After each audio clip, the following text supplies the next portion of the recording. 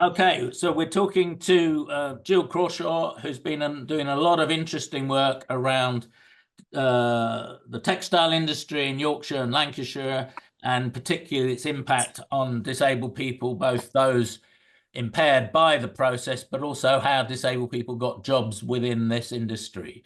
Over to you, Gill. Okay, thank you very much. Yeah, I'm just going to start with a really great quote from Douglas Bainton, who's an American disabled academic, who says that disability is everywhere in history once you begin looking for it, but conspicuously absent in the histories that we write. Yeah, which obviously I just think is so true. What I've been finding out is that disabled people have always been part of the textile workforce in the north of England, but their contributions have just often gone unrecognised. And once the Industrial Revolution started, this narrative that disabled people were unable to work and had to depend on the workhouse or on charity really took hold. And this idea about disabled people deemed dependent and needy, I think this is something that is carried through to this day, and people still have that attitude about disabled people. If we think about people being, labelled as scroungers, benefit cheats, benefit scroungers, and charity still exists and still persists. But of course, that isn't the whole story. So I've been trying to get a bit more of a balanced view, I suppose, by researching the lives of disabled mill workers who were working, particularly in the north of England, because I'm based in Leeds in Yorkshire. And these stories, you can find them if you look. You just have to look for them. I was also thinking about, in academic disability studies, how the idea that it sort of mirrors a bit what I was saying, thinking about the Victorians, but the idea that once industrialisation happened, that disabled people were forced out of the workplace, that they were unable to keep up basically with the pace of the new machinery and the new factory systems. And of course, that wasn't the case at all.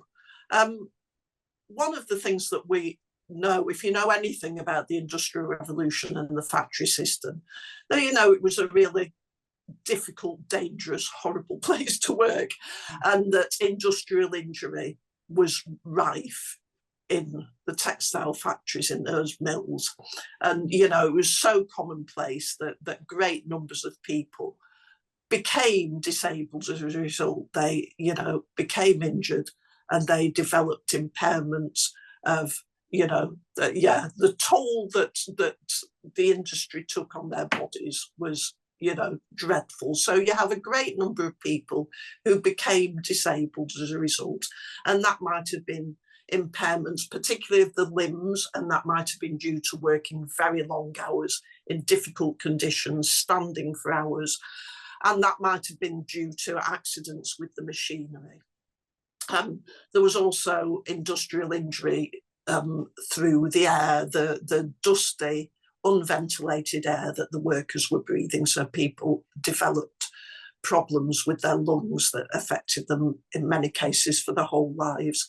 And then there was also the issue about noise, that, people became deaf as a result of the huge din of the factories, where hundreds of looms, spinning machines, other machinery would be going on constantly, a noise that, that's pretty unimaginable.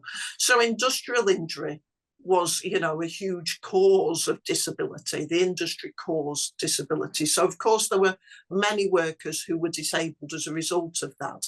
But, as poor people, working classes, had to work. There was no welfare system. They had to earn a living. And that meant that many of those people who became disabled as a result of work carried on working as well. And they would have carried on working because they would have wanted to avoid the workhouse and the punitive conditions of the workhouse. You know, everybody wanted to avoid the workhouse at all costs. That was really a last resort, was going to live and work in the workhouse. So they would have wanted to avoid that. Their family would have needed their money, so they would have carried on working for that reason. The industry needed a large workforce, so anybody who could get to work would work. And this is why children were employed on an industrial scale, children from as young as 5 years of age. So that meant that disabled children, disabled adults would carry on working. And in some cases, the skills would be recognised by their employers and they would be kept on because they were skilled workers.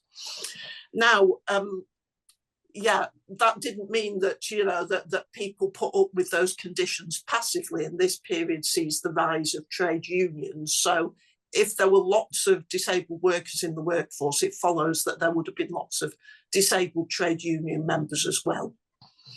Another area where disabled workers were not passive bystanders and who took an active role in the movement to reform the factories, to improve working conditions in the factories.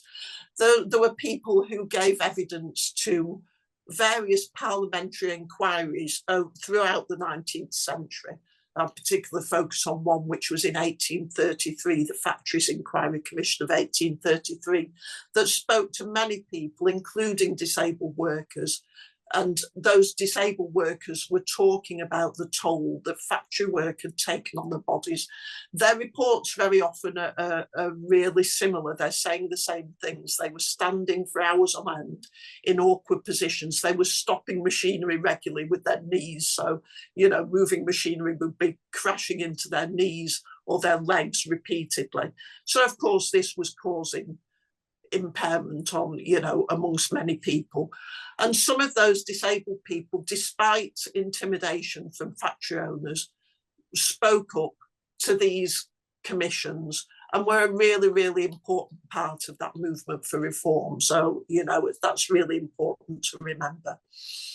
I talked about industrial injury, but there was also those workers, and one group was those deaf people, deaf workers, who were deaf from birth or from early on, who also got jobs in the factories, in the textile factories. And we know about these from a report of a local school, the Yorkshire Institution for the Deaf and Dumb, that did a survey to find out what ex-pupils were doing.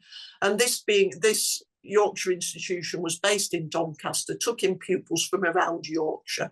So this being Yorkshire, a centre for the textile industry, of course, many of those deaf young people went to jobs in the textile industry. They were working as weavers and spinners and many other jobs within the textile industry. And so we have those reports of those people, and we have their names. And in some cases, that means we can trace more about their lives through the census.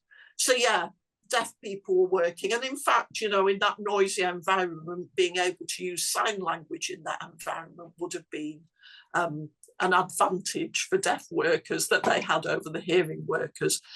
Disabled people weren't just on the sideline. Disabled people were working, they were contributing economically, they were contributing to their communities and their families, and they were contributing to that movement of reform.